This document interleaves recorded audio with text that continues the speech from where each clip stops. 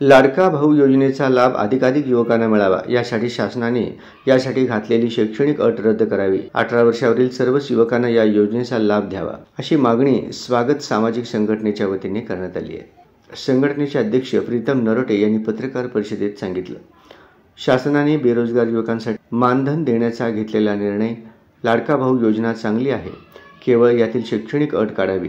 ग्रामीण भागात अनेकांना घरातील आर्थिक स्थितीमुळे शिक्षण मध्येच सोडावं लागतं, त्यामुळे शैक्षणिक अट न ठेवता 18 वर्षातील सर्वच युवकांना या योजनेचा लाभ मिळावा।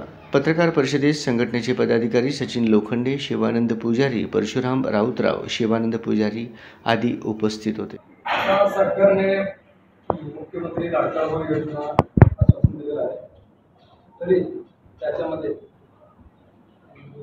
12वी पास युवकांना 6,000 रुपये दरमहा आणि डिप्लोमा केलेल्या युवकांना दरमहा 8,000 रुपये आणि पदवीधर युवकांना 10,000 रुपये देण्याचं सरकारने आश्वासन दिलेलं आहे।